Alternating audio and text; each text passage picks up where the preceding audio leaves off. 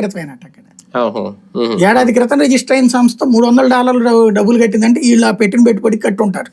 అందుమించిపోయి ఏదైనా వ్యాపారం మేము ఇదిగో సో ఇన్ఫోసిస్ వాడికి మేము సప్లై చేస్తున్నాం డేటాది, లేకపోతే మైక్రోసాఫ్ట్ వాడికి మేము సప్లై చేస్తున్నాం, ఇట్లాంటి ఆ కంపెనీల పేర్లు చెప్పాలి వాళ్ళు.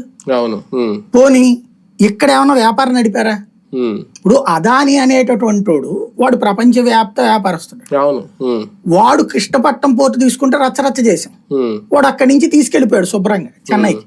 కృష్ణపట్నం పోర్టు ఇప్పుడు నామమాత్రం. అలాగే వాడు దాని పేరేంటది విశాఖపట్నం పోర్టు తీసుకుంటే నానా రచ్చ చేసాం వాడికి సంబంధించి. వాడి దగ్గర నుంచి కరెంటు అది కూడా వాడు సెకీకి అమ్మితే సెకీ నుంచి కొంటే సెకీ మీద పచ్చి బుర్ర చల్లాం. కేంద్ర ప్రభుత్వ సంస్థ అదే కరెంట్ ఇప్పుడు వాడతాను. అంటే ఇక్కడ మనకి ఏం జరుగుతోంది? అప్పుడు బడా పారిశ్రామికవేత్తలు వస్తే వాళ్ళని దొంగలను అన్నాం.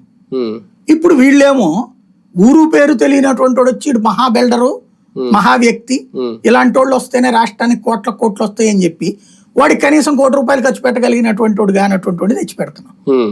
ఎక్కడికి పోతున్నాం అంటే అక్కడ పెట్టుబడుల కోణం చూడాలా, లేదంటే ఒక కొత్త కంపెనీకి ప్రోత్సాహం ఇస్తున్నారు, రేపు పొద్దున ఉపాధి కల్పిస్తారు. ఇప్పుడు వాళ్ళు మీరు చెప్పినట్టు అందులో ఇప్పుడు సీఈఓగా పెట్టిన పేరు ఆయన ఏదో కంపెనీలో ఇంకా అక్కడ జాబ్ చేస్తున్నాడట, ఏదో ఎంతో గానీ ఎర్న్ చేస్తున్నారని ఏదో లెక్కలు చెప్పారు వాళ్ళు.